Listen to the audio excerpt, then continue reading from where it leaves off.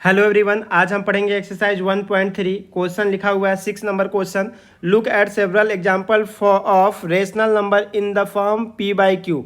q does not equal to zero where p and q are integers with no common factor other than one को छोड़ करके कोई common factor भी नहीं होना चाहिए। और लिखा हुआ है and having terminating decimal representation, और देखना है टर्मिनेटिंग डेसिमल रिप्रेजेंटेशन के फॉर्म में है क्या। और लिखा हुआ है can you guess what property q must satisfy. सबसे पहले तो हमें रेशनल नंबर लिखना है। रेशनल नंबर क्या होता है? पी बाई क्यू के फॉर्म में रेशनल नंबर होता है, पी बाई क्यू के फॉर्म में। पी और क्यू क्या होता है? इंटीजर्स नंबर होता है। Q does not equal to zero होता है, ये अपने को पता है।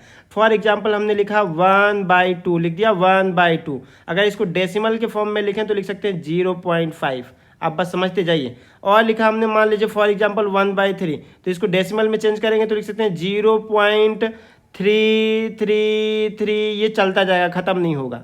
अगर लिख दिया मैंने 1/4, अगर 1/4 लिख दिया तो लिख सकते हैं 0.25।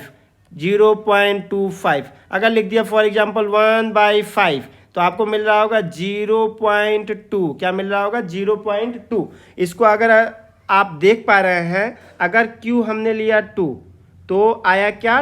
कंप्लीटली टर्मिनेट हो गया। रिमाइंडर कुछ भी नहीं बन रहा है, बार बार ये रिपीट भी नहीं हो रहा, तो ये कंप्लीटली टर्मिनेटिंग वैल्यू है।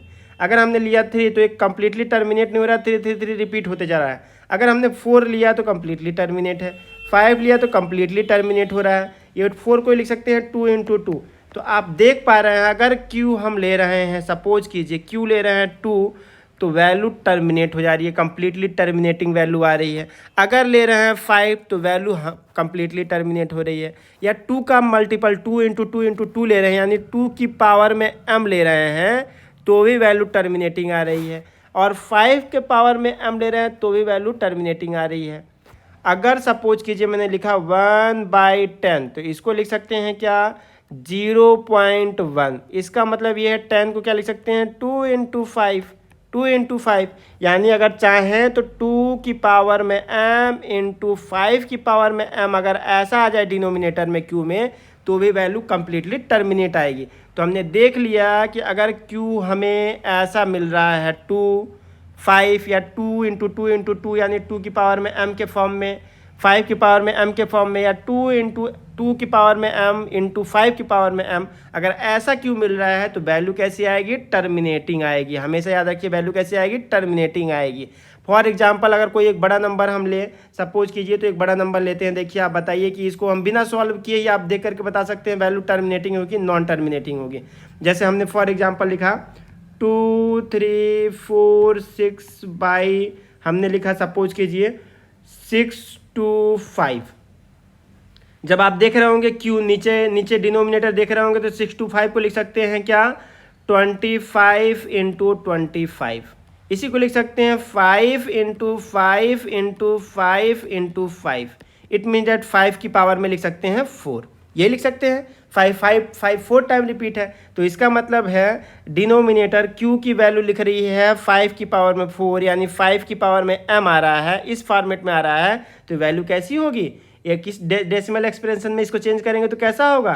टर्मिनेटिंग होगा। कैसा होगा? टर्मिनेटिंग होगा। अगर सपोज कीजिए फॉर एग्जांपल हमने लिख दिया ऐसा 2 3 8 7 6 कुछ भी, और नीचे लिख दिया 8, तो दिख रहा है जो 8 है ये 2 की पावर में लिख सकते हैं 3, यानी 2 × 2 × 2, 3 टाइम 2 × 2 × 2 लिखेंगे। तो इसका मतलब ये है कि 2 की पावर में m के फॉर्म में फॉर्मेट है, तो ये कैसी वैल्यू आ जाएगी? कंप्लीटली टर्मिनेटिंग आ जाएगी, कंप्लीटली टर्मिनेटिंग। इस तरीके से हम देख करके ही वैल्यू लिख सकते हैं। तो हमेशा याद रखना है, अगर Q की वैल्यू 2 हो, 5 हो, 2 का मल्टीपल यानी 2 की पावर में m हो, 5 × 5 5 × 5 ऐसा हो, या 2 की पावर में m × 5 की पावर में m हो, तो उस कंडीशन में जो वैल्यू होगी वो टर्मिनेटिंग होगी, कंप्लीटली टर्मिनेट हो जाएगी। देखिए नेक्स्ट क्वेश्चन क्या लिखा हुआ है। नेक्स्ट क्वेश्चन अपने पास लिखा हुआ है, नेक्स्ट क्वेश्चन लिखा है write 3 number whose decimal expansion are non terminating non recurring. ना ही कंप्लीटली टर्मिनेट हो रहा हो, ना ही रिपीट हो रहा हो, तो ऐसे वैल्यू को पढ़ते हैं इरेशनल नंबर। मैंने पिछली क्लास में पढ़ाया था, इसी को बोलते हैं इरेशनल नंबर। तो ऐसी वैल्यू लिख सकते हैं 0.01 100 1000 1000 और भी आगे ऐसे ही हमें दिख रहा है। ना ही ये कंप्लीटली टर्मिनेट हो रहा है, ना ही ये रिपीट हो रहा है, रिपीट बिल्कुल नहीं हो रहा है। ध्यान देखिए 1 के बाद 1 जीरो है, फिर 1 के बाद 2 जीरो है, फिर 1 के बाद 3 जीरो है, फिर 1 के बाद 4 जीरो है। इसके आगे लिखना हो तो 1 के बाद 5 जीरो लिख सकते हैं, 5 जीरो 5 जीरो लिख सकते हैं। इसका मतलब ये ना ही टर्मिनेट हो रहा है ना ही रिपीट हो रहा है, तो ये वैल्यू हो गई रेशनल नंबर, एक वैल्यू लिख दिया। इस तरीके से दूसरा आपने को लिखना हो तो लिख सकते हैं 0.1 की जगह पर लिख दीजिए 720 7200 72000। यही ना टर्मिनेट हो रही है ना ही रिपीट हो रही है। तीसरी वैल्यू लिखनी है तो लिख सकते हैं 0.4300 43000। ये भी ना टर्मिनेट हो रही है कंप्लीटली ना ही रिपीट हो रही है। तो इस तरीके के हमने 3 एग्जाम्पल लिख दिया। आप चाहो तो दुनिया भर के एग्जाम्पल लिख सकते हो। नेक्स्ट क्वेश्चन देखिए क्या लिखा हुआ है। नेक्स्ट क्वेश्चन अपने पास लिखा हुआ है find 3 different irrational number between rational number 5/7 and 9/11। पहले तो 5/7 को हम सॉल्व कर लें। 5/7 को आप सॉल्व कीजिए। हमें क्या करना है 5 में 7 से डिवाइड करना है। 5 या 7 हमने लिख दिया। जब डिवाइड करेंगे तो 0 टाइम जाएगा और डेसिमल लगाना पड़ेगा। यहाँ 0 आ गया तो 7 टाइम जाएगा, 7 टाइम ले गए तो 49 और रिमाइंडर आ गया 1। अगेन 0 यहाँ रिपीट किए, 0 लाए तो अपने पास 1 टाइम में चला जाएगा। 1 टाइम ले गए तो वैल्यू आ जाएगी 7 और रिमाइंडर आ गया 3। अगेन 0 उतारे तो 4 टाइम ले गए, 4 टाइम आया, 4 टाइम तो यानी 28 और रिमाइंडर आ गया 2। तो अगेन 0 लिए तो हम लिख सकते हैं क्या 2 टाइम। अगर 2 टाइम लिए तो यहाँ आएगी क्या वैल्यू 14। 20 - 40 इट मीन दैट आया 6। अगेन हमने यहाँ 0 रिपीट किया, 0 लिया तो ये चला जाएगा 8 टाइम यानी 56। अब जब हमने इसको सॉल्व किया तो रिमाइंडर आ गया 4 आया। अगेन 0 लिखा तो कितने टाइम जाएगा 5 टाइम। अगर 5 टाइम लिया तो वैल्यू आ गई 35। अगेन आ गया 5। आप देख रहे हैं 5 आ गया यानी फिर ये रिपीट होने लगा 5।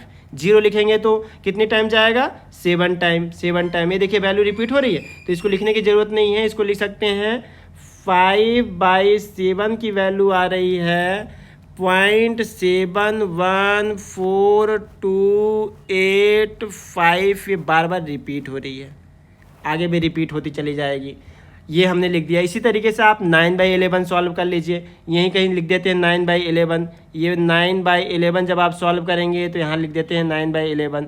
हमें क्या करना है 9 में 11 से डिवाइड करना है तो 0 पॉइंट लगाया तो यहाँ 0 लिया, पॉइंट लगाया तो 0 लिया। अब जा रहा है 8 टाइम लिखा तो आ गया 88 इट मीन दैट रिमाइंडर आया 2। 0 लिया 1 टाइम, फिर जब 1 टाइम ले गया तो 11 आ गया 9, फिर रिपीट होने लगा। फिर हमने 0 यहाँ उतारा तो 8 टाइम, फिर जब रिमाइंडर इसको सॉल्व करेंगे 8 टाइम यानी 88 आ गया अपने पास रिमाइंडर 2 यानी 0। अब कितने टाइम जाएगा 1 यानी बार बार रिपीट हो रहा है 81। इट मीन्स डैट हमने 9/11 को सॉल्व किया तो आया 0.818181। तो सबसे पहले तो इसको लिख लेते हैं। सबसे पहले हमने इसको इरेज किया और लिख लिया 0.818181 आ रहा है, हमें याद है ना। तो यहाँ लिख लेते हैं। हमने लिखा 0.8181 आ रहा है। 9/11 की वैल्यू आ रही है 0.818181 बार बार रिपीट हो रही है। यानी आप चाहो तो ऐसा यहाँ बार लगा सकते हो। तो हमें पता है अगर इरेशनल नंबर लिखना है तो इरेशनल नंबर ना ही टर्मिनेटिंग होती है, नॉन टर्मिनेटिंग और ना ही रिपीटिंग, नॉन रिपीटिंग होती है। नॉन रिपीटिंग हमें ये पता है, ना टर्मिनेट हो ना ही रिपीट हो, ऐसी वैल्यू को हम इरेशनल नंबर बोलते हैं। तो इन दोनों के बीच जैसे लिखा हुआ 0.71428 और 0.818181 के बीच अगर वैल्यू लिखनी है जो टर्मिनेट भी ना हो कम्प्लीटली और ना ही रिपीट हो, तो ऐसी वैल्यू लिख सकते हैं 7 से बड़ा 8 से छोटा, तो लिख सकते हैं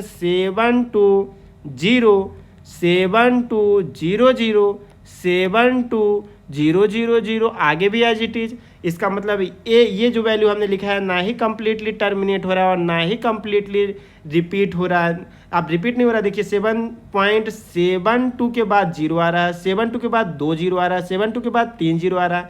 ना ही कम्प्लीटली टर्मिनेट हो रहा है और ना ही रिपीट हो रहा है। अगर दूसरी वैल्यू लिखनी है इसके बीच तो आप लिख सकते हैं 0.730 7300 और भी आगे आप चाहें तो लिख सकते हैं। तीसरी वैल्यू लिखनी है तो 0.740 7400 ऐसा लिख सकते हैं। आप देखिए जितनी वैल्यू है 7 से बड़ी है और 8 से छोटी है, तो इस तरीके से जितने चाहें उतने इरेशनल नंबर इन दोनों के बीच लिख सकते हैं। हमेशा याद रखिएगा इरेशनल नंबर कैसा होता है, non terminating non repeating value होती है। पिछली क्लास में हमने पढ़ा हुआ है। देखिए नेक्स्ट क्वेश्चन क्या लिखा हुआ है, नेक्स्ट क्वेश्चन लिखा हुआ है classify the following number as rational or irrational. हमें रेशनल और इरेशनल पहचान करना है। रेशनल क्या होता है, रेशनल नंबर होता है p/q के फॉर्म में जिसको लिख सकते हैं, और p और q क्या होना चाहिए, p/q इंटीजर्स नंबर होना चाहिए, इंटीजर्स होना चाहिए। और साथ ही साथ हमें यह भी पता है q जो होना चाहिए वो 0 के इक्वल नहीं होना चाहिए, रेशनल नंबर होता है। इरेशनल नंबर क्या होता है, इरेशनल नंबर अपने को पता है नॉन टर्मिनेटिंग हो, नॉन टर्मिनेटिंग और नॉन टर्मिनेटिंग और नॉन रिपीटिंग हो, नॉन रिपीटिंग हो। हमें ये पता है ना ही टर्मिनेट हो रहा और ना ही रिपीट हो रहा, ऐसी वैल्यू होती है इरेशनल नंबर, या फिर जिसको p/q के फॉर्म में नहीं लिख सकते। ये देखिए अंडर रूट लिखा हुआ first question, under root 23। Under root 23 को हम सॉल्व नहीं कर सकते, तो ये डायरेक्ट हम इसको लिख सकते हैं कैसी वैल्यू है, इरेशनल नंबर। इरेशनल नंबर आप अगर दिमाग में थॉट आ रहा हो, आपके दिमाग में चल रहा हो कि अंडर रूट 23/1 लिख दें तो इसको हम तो रेशनल बोल सकते हैं, तो बिल्कुल नहीं बोल सकते। क्यों, क्योंकि रेशनल नंबर की डिफिनेशन होती है p और q क्या होना चाहिए, इंटीजर्स नंबर होना चाहिए। तो under root 23 irrational number, integers number नहीं है, अपने को पता है, तो ये रेशनल तो हो ही नहीं सकता। इसका मतलब ये क्या हुआ, इरेशनल नंबर। लिखा हुआ अंडर रूट 225, ये किसका फैक्टर, अंडर रूट 225 को सॉल्व करेंगे तो आएगा 50 × 50 लिख सकते हैं, 50/1 लिख सकते हैं। 50/1 इट मीन डेट क्या हो गया, ये रेशनल हो गया। ये कैसी वैल्यू आ गई, रेशनल नंबर हो गई, रेशनल नंबर।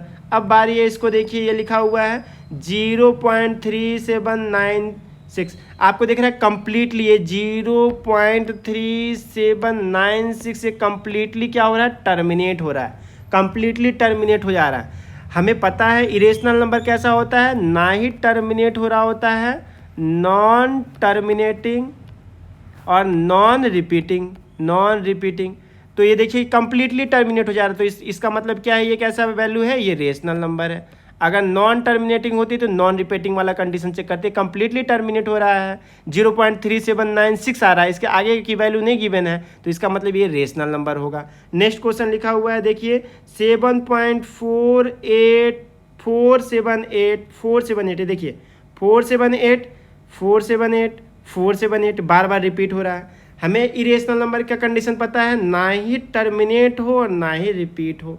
ये देखिए कंप्लीटली टर्मिनेट हो रहा है, नहीं, आगे भी डैश डैश लगा है, यानी कंप्लीटली टर्मिनेट नहीं हो रहा है।